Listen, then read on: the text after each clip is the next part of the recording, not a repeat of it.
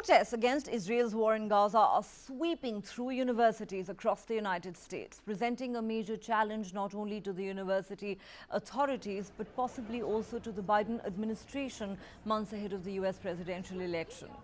Demonstrations have filled the streets in New York and elsewhere amid a growing chorus demanding an end to civilian casualties in the embattled Gaza Strip.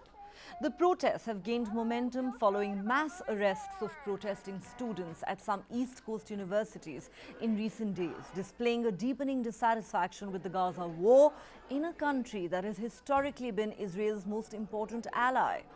In fact, pro-Palestinian protests have followed US President Joe Biden, a self-declared Zionist, for months now. On university campuses, protests have recently grown to encampments that draw students and faculty from various backgrounds, races, ethnicities, nationalities, and religions, including of Jewish and Muslim faiths. A large Brooklyn street protest reached a standoff on Tuesday when the New York police began to arrest people over disorderly conduct, restraining those who refused to move with zip ties. The Council on American Islamic Relations has criticized the use of police force to stifle dissent, saying it undermines academic freedom, adding that it's grossly unfair to defame and endanger Jewish, Muslim and Palestinian students based on suspiciously inflammatory remarks that a few unidentified and masked individuals have made outside of campus. Critics of these protests, including prominent Republican members of the US Congress, have stepped up accusations of anti-Semitism and harassment by protesters. At the other end of the spectrum, civil rights advocates have raised free speech concerns over the arrests of the protesting students. There have been heated exchanges of words and insults between pro-Palestinian and pro-Israeli demonstrators, particularly in the public streets outside Columbia University, leading congressional Republicans to demand that President Biden do more to protect Jewish students. While there have been some instances where anti-Jewish and pro-Hamas slogans have been raised, several campus protesters have attributed these largely off-campus incidents to rogue provocateurs who they say are trying to hijack the message of the protests. Sof Askanase, a Jewish student at Columbia University who was arrested and suspended for protesting, has said, "There are no universities left in Gaza, so we chose to reclaim our university for the people of Palestine."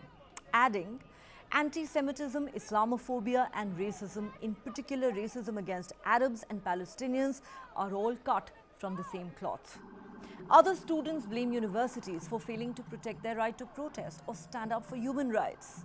Mahmoud Khalil, a Palestinian student at Columbia University, says, "As a Palestinian student, I too did not feel safe for the past 6 months, and that was as a direct result of Columbia's one-sided statements and inaction." Students at the University of California, Berkeley, a school well known for its student activism during the 1960s, has set up tents in solidarity with protesters at other schools. Now, some say both Jewish and Israeli students have suffered from hateful harassment since the Israel-Hamas war erupted on the 7th of October. School administrators and local law enforcement have cracked down on these protests.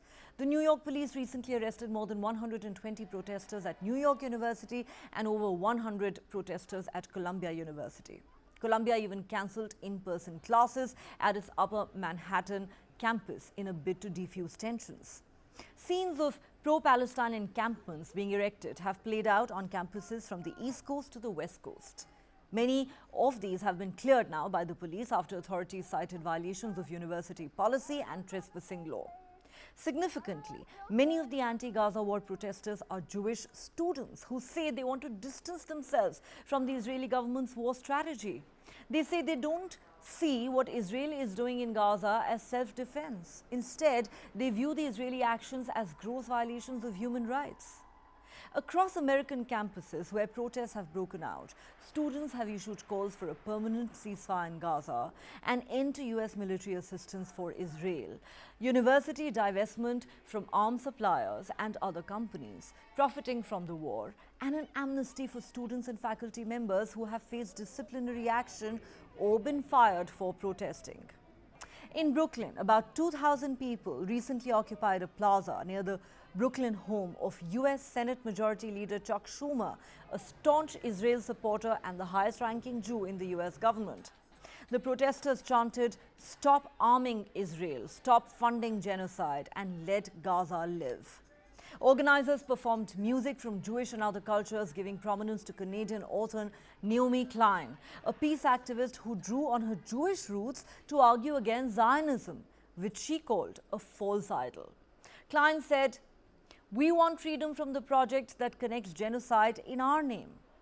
Democratic President Joe Biden, who has been widely criticized by the protesters for supplying funding and weapons to Israel, recently said he condemned both anti-Semitic protests and those who don't understand what's going on with the Palestinians. Former President Donald Trump, the Republican candidate for the 2024 election, called the campus protest situation a mess. The question we're asking on Global Lens tonight is this: after Arab Americans and scores of Democrats have already made their displeasure over Biden's support to Israel's war in Gaza quite evident, with many even casting protest votes in the primaries in recent months, can these university protests that seem to be spreading and intensifying across the United States become a huge political headache for President Biden in an election year as he gears up for a difficult rematch with Donald Trump?